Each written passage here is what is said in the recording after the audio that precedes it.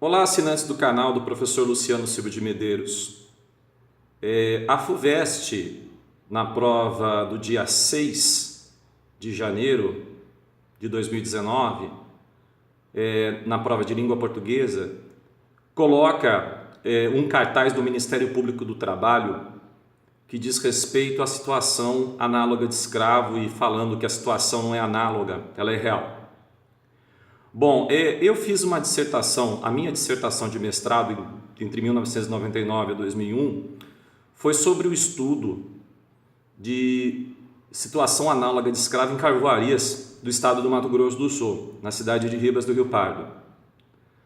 Fazendo uma investigação tanto empírica como teórica, eu analisei a doutrina do direito penal brasileiro que comenta que a palavra análoga ela é uma homenagem à não objetificação ou coisificação do ser humano.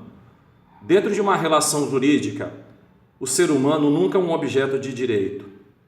Nunca. Do ponto de vista teórico. Por quê?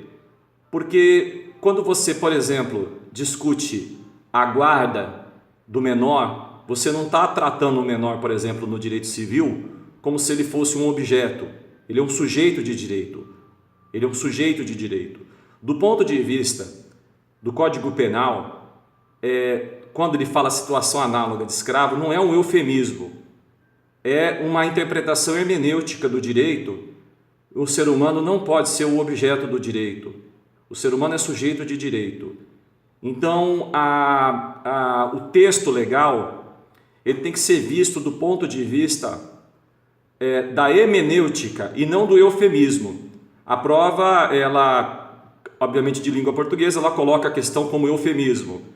Mas o análogo não é uma situação em que você diz que é menor ou pior ou menos pior. Não há um juízo de valor na palavra análoga. A palavra análoga, ela, sendo bastante claro com vocês, ela diz respeito ao ser humano não ser objeto de direito.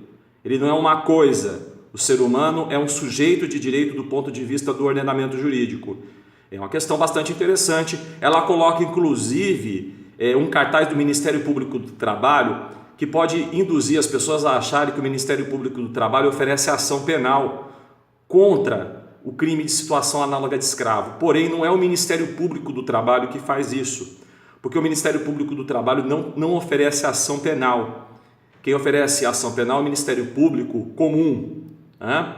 Então, é uma questão bastante interessante, mas só fazendo essas ponderações que eu achei importante, o análogo não é um eufemismo.